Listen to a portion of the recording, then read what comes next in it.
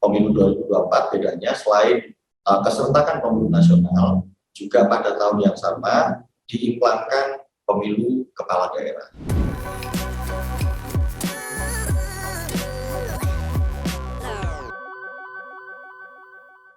Tantangannya apa, Mas, menghadapi pemilu 2024 ini yang dihadapi saat ini ya, dibanding dengan pemilu-pemilu, let's say 2019 gitu, pemilu sebelumnya, Mas Melas, kalau yang Mas Melas rasakan? Ya, sebenarnya pemilu 2024 itu tentu tantangannya juga kita menghadapi kompleksitas yang bisa dibilang mungkin tidak jauh berbeda, tetapi bisa juga dibilang lebih kompleks dibandingkan tahun 2019 lalu. Bagaimanapun juga, kalau dari sisi tantangan, 2019 lalu juga memberikan satu pengalaman bagi Komisi Pemilihan Umum Republik Indonesia beserta jajarannya dalam mengorganisir pelaksanaan pemilu secara serentak di tahun 2019 lalu. Nah, bedanya kalau 2019 lalu yang diserentakkan itu pemilu nasionalnya, presiden, anggota DPR, DPD, DPRD provinsi dan kabupaten kota. Nah, sedangkan di pemilu 2024 bedanya selain keserentakan pemilu nasional, juga pada tahun yang sama diimplankan pemilu kepala daerah. Tahun yang sama. Nah, ini yang tentu sesuatu yang harus kita kalkulasi secara betul, dan bagaimanapun juga dalam konteks perencanaan itu sudah dilakukan perencanaan dan juga penyusunan tahapan sebagaimana yang diketahui. KPU juga sudah mengeluarkan Peraturan KPU nomor 3 tahun 2022 tentang jadwal program dan tahapan pelaksanaan pemilu sampai nanti tahun 2024. Oke. Menghadapi kompleksitas yang lebih menantang, katakan seperti itu, Mas Melas, tentu saja butuh perencanaan, tadi sudah dijelaskan. SDM-nya juga harus disiapkan karena banyak PR nih kalau dari 2019 yang perlu kita benahi ya terkait dengan SDM. Jangan sampai terulang lagi dengan ada yang sakit sampai ada yang meninggal gitu ya. Buat kami juga membantu kami dalam memitigasi segala risiko ke depan, termasuk juga dengan kementerian lembaga lain. Misalnya kami langsung pasca dilantik itu mengajukan berbagai permohonan audiensi dengan misalnya Kepolisian Republik Indonesia, dengan Panglima TNI, dengan Kejaksaan Agung, dengan Kementerian Pendidikan, dan banyak Kementerian Informasi misalnya, terkait dengan kebutuhan ke depan yang sama-sama kita akan hadapi tahun 2024. Sehingga sejak awal kementerian lembaga itu juga memahami situasi yang dipersepsikan oleh KPU sebagai satu kompleksitas yang harus kita pecahkan, karena bagaimanapun juga pemilu dan pemilihan tahun 2024 itu event kenegaraan.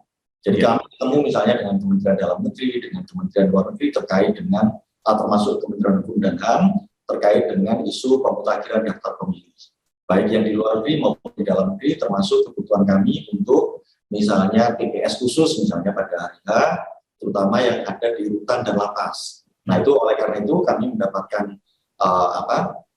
berbagai komitmen dari menteri, termasuk salah satunya dari Menteri Hukum dan HAM untuk memprioritaskan pendataan terkait dengan para penghuni di rutan dan lapas, karena kaitannya nanti begitu kita kebutuhannya setup TPS khusus, maka yang paling penting adalah jumlah pemilih, dan itu akan menentukan berapa jumlah logistik yang harus kita deliver ke sana, termasuk dengan pihak Kejaksaan Agung.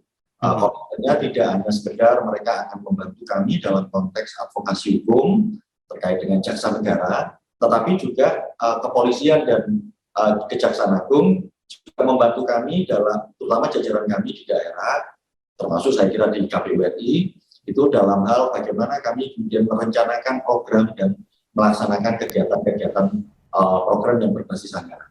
Nah, itu dengan kementerian lembaga. Nah, termasuk dengan Panglima TNI, karena kita tahu posisi Indonesia yang secara geografis itu luar biasa menyita banyak perhatian. Kaitannya nanti sama distribusi logistik. Oleh karena itu, peta tentang bagaimana titik-titik tertentu di Republik ini yang harus jadi prioritas dalam distribusi logistik itu sesuatu yang kami bicarakan.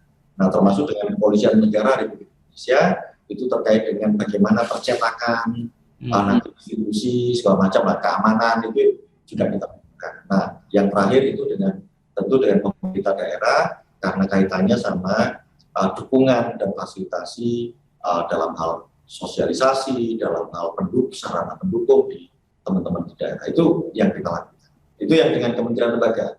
Kalau dengan teman-teman media, awalnya kami punya rencana untuk bikin semacam roadshow atau rally media. Tapi itu malah gayung bersambut, sejumlah media-media utama di Indonesia di tingkat nasional justru meminta audiensi kepada KPU untuk kemudian sama-sama berkomitmen dalam mengembangkan proses-proses sosialisasi dan perluasan informasi pemiluan ke depan. Dan itu semuanya saat ini sedang masuk dalam proses perencanaan yang harapannya akhir tahun ini akan selesai semua.